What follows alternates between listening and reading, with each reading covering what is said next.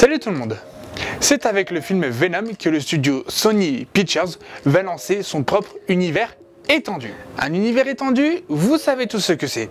C'est lorsque plusieurs films, séries, comics, romans ou bien même jeux vidéo se passent au sein d'une seule et même chronologie. Les deux meilleurs exemples restent à ce jour le Marvel Cinematic Universe Avengers. ainsi que la licence Star Wars. Star Wars qui a pour le coup deux chronologies. L'une actuelle avec ses suites, ses Star Wars Story et ses séries animées qui sont en cours de diffusion et à venir, et celle avant le rachat de Disney. No, I am your father. Sony Pictures va lancer le Venomverse, un univers étendu Spider-Man, mais sans Spider-Man. Expliquez-moi la logique. Ouais, c'est pas faux. Vous savez tous mon avis concernant cet univers étendu. J'ai hâte de voir, même si j'ai quelques inquiétudes.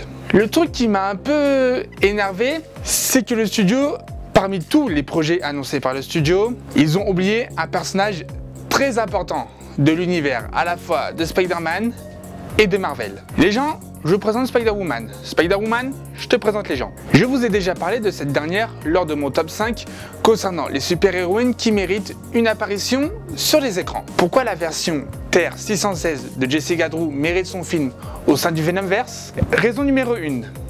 Elle n'est pas liée de près ou de loin ni à Peter Parker ni à Spider-Man. Donc ce serait tout à fait cohérent avec l'univers étendu Spider-Man sans Spider-Man. Raison numéro 2.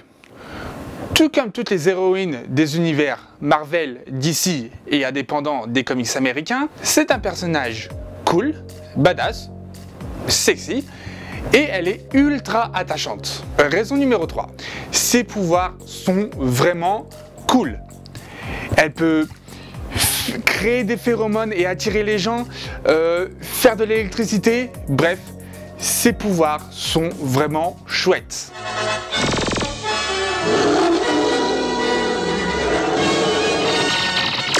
Et enfin, la liste d'actrices pouvant interpréter le personnage est aussi longue que le bras de Mr. Fantastic. Je peux vous donner des exemples personnels tels que Gemma Arterton, Alexandra Daddario, Felicity Jones ou bien même ma favorite, Daisy Ridley. Et pourquoi pas Megan Fox? J'ai dit actrice, pas mannequin.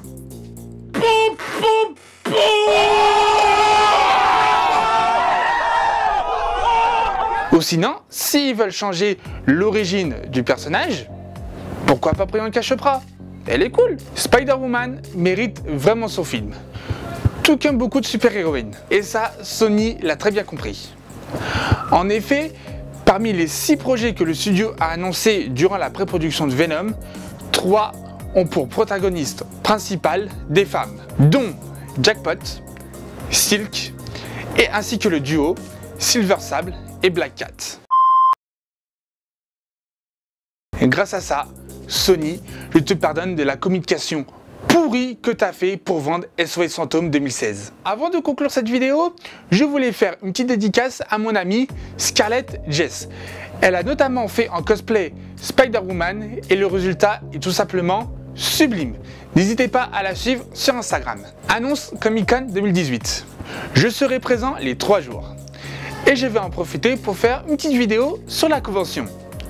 Je fais donc un appel pour les cosplayers voulant être interviewés. Si vous avez envie de répondre à mes questions, n'hésitez pas à m'envoyer un message sur Instagram.